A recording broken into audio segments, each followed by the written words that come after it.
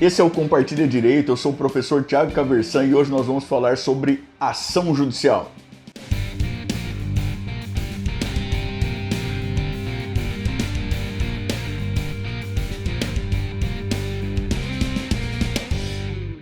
Então hoje nós vamos conversar sobre o direito de ação.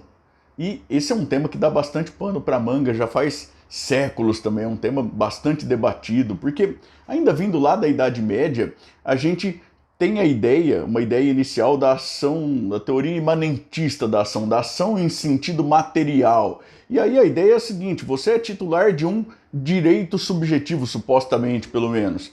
E esse direito sofre uma lesão ou então sofre uma ameaça. A partir disso, surgiria o direito de você levar uma pretensão ao Poder Judiciário. De maneira que você só teria efetivamente direito de levar uma pretensão ao Poder Judiciário se você tivesse direito a um pronunciamento de procedência.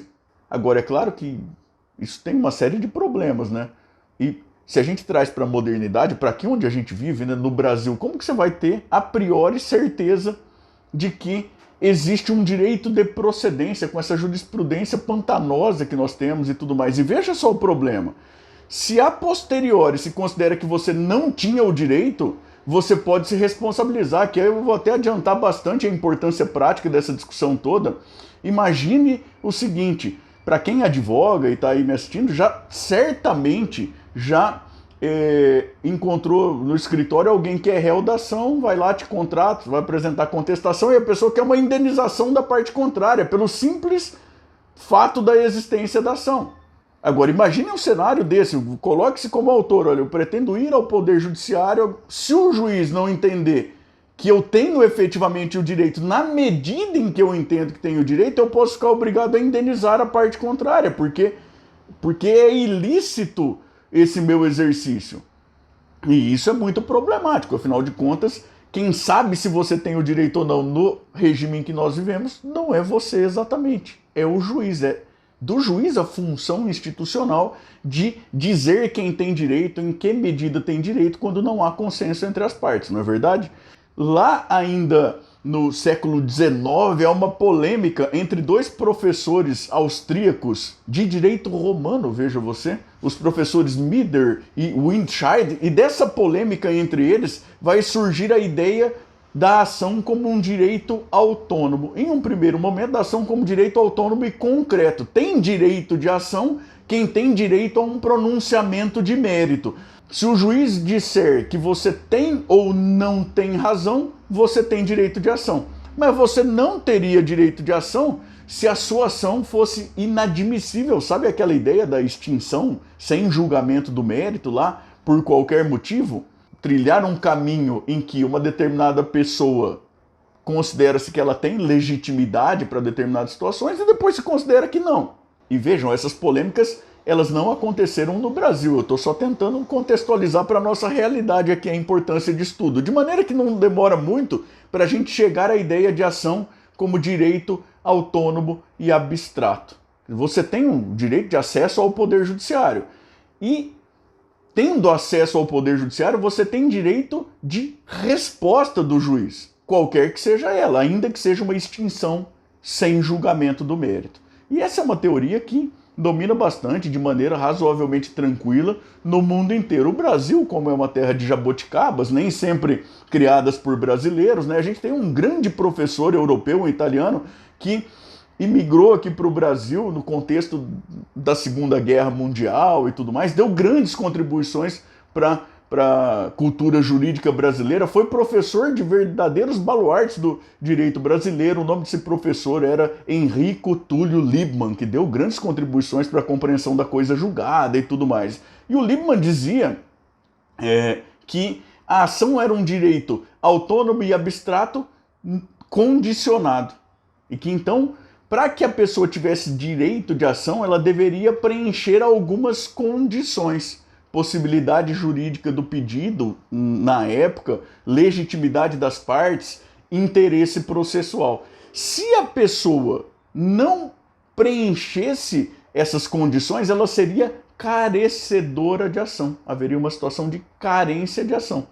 que levaria também à extinção sem julgamento do mérito, porque não existiria sequer ação em sentido judicial. E essa foi uma ideia muito forte no Brasil. Essa é uma ideia que foi positivada lá no Código de Processo Civil de 1973. Ainda no final dos anos 50, começo dos anos 60, tem um professor baiano, o professor José Joaquim Calmon de Passos, baita professor, que vai escrever uma obra sobre ação fazendo uma crítica a essa posição do professor Henrico Túlio Liebmann.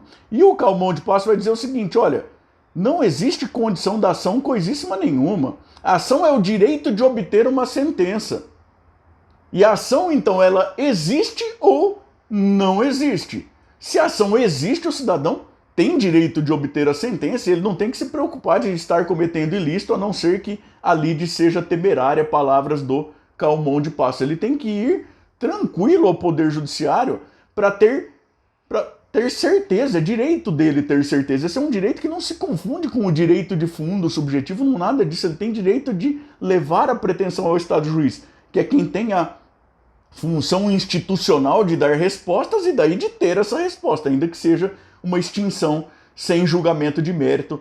Tema muito interessante, vamos falar a verdade, né? Veja que depois disso o próprio Liebmann ele reviu um tanto as posições dele, entendeu que a possibilidade jurídica do pedido seria uma questão de mérito e não uma condição da ação, insistiu em que legitimidade das partes e interesse processual seriam ainda condições da ação. Vejam que a gente ensina assim na faculdade, ou vê as pessoas ensinando na faculdade, a doutrina falando até hoje, mas o Código de Processo Civil de 2015, ele não fala de condição da ação mais, ele não fala de carência de ação também.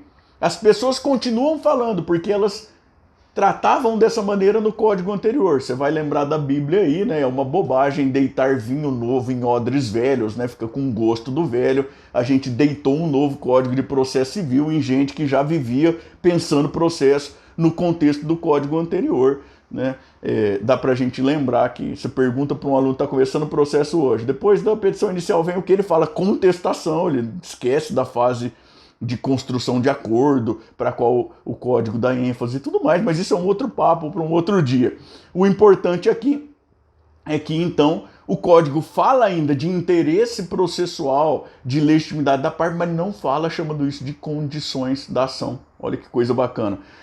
De maneira que parece que a ideia do Calmon de Passos venceu. E aí o Calmon de Passos dizia, olha, o que a parte precisa... Porque o que virou, então, o interesse processual e a legitimidade de parte? O Calmon de Passos, para a classificação que a gente usa, ele vai entender que a legitimidade ela está essencialmente ligada ao mérito e que o interesse processual seria como que um pressuposto processual de desenvolvimento válido e regular, e não exatamente condição da ação.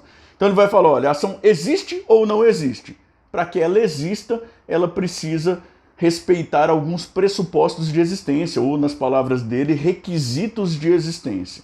E esses requisitos, para o Calmon, seriam 3. Petição inicial, o primeiro, jurisdição, o segundo. E eu vou fazer um mistério sobre o terceiro para te dizer que ele não considera a citação um pressuposto processual de existência. Olha que coisa bacana. Tem gente que fala de citação como pressuposto processual de existência até hoje. E ele já dizia, não pode. O autor chegou ao Poder Judiciário e ele tem direito a uma resposta. Isso faz hoje ainda muito mais sentido. Nós temos julgamento liminar de improcedência. Gente, lá no artigo 332. A coisa faz coisa julgada material, sem citação do réu. E o Calmon de Passos, de maneira perspicaz, vai dizer, olha, a citação do réu é pressuposto de sujeição do réu à autoridade da jurisdição e não de existência da ação. O terceiro pressuposto de que o Calmon de Passos vai falar é a capacidade de ser parte. E aí ele, baiano, dá um exemplo por força do qual muito provavelmente seria cancelado hoje em dia. Ele fala o seguinte, olha, imagine um país em que haja um regime de escravidão e se negue ao escravo a possibilidade de ser titular de direitos e de deduzi-los em juízo. Falta um pressuposto processual, nem ação a gente tem. É um exemplo que ele dá lá em nota de rodapé. Eu fico pensando que talvez, atualmente, ele tivesse mudado de ideia. É possível até que ele tenha mudado de ideia e que isso não tenha chegado ao meu conhecimento. Mas eu fico pensando que hoje, né, não faz tanto tempo, o Tribunal de Justiça do Estado do Paraná deliberou sobre uma ação judicial em que era parte um cachorro, um negócio assim. Imagine você, o Tribunal de Justiça, deliberando em um negócio que não existe. Parece que não faz muito sentido, né? De maneira que, então, a capacidade de ser parte aí é um pressuposto processual de existência bastante controvertido. A gente tem como pressupostos processuais de existência tranquilamente petição inicial e jurisdição. Precisa ter provocação da parte, e essa provocação da parte precisa encontrar um órgão jurisdicional qualquer. Se você vai lá e protocola um pedido lá na secretaria da faculdade onde você estuda e tudo mais, isso não é um processo em sentido jurisdicional, porque a sua pretensão não encontrou a jurisdição. Existindo o encontro entre esses dois requisitos, existe ação, e aí o grande Calmon de Passos vai falar, olha, existe direito então a uma sentença, qualquer que seja a sentença, mesmo que seja uma sentença de extinção sem julgamento de mérito. Eu espero que você tenha gostado desse nosso papo aqui, e aí eu te convido para se inscrever aqui embaixo, para clicar no sininho, para dar o seu joinha aí também, para compartilhar o vídeo com outras pessoas que você acha que possam gostar dessa conversa toda, tá bom? Tchau, tchau, até mais!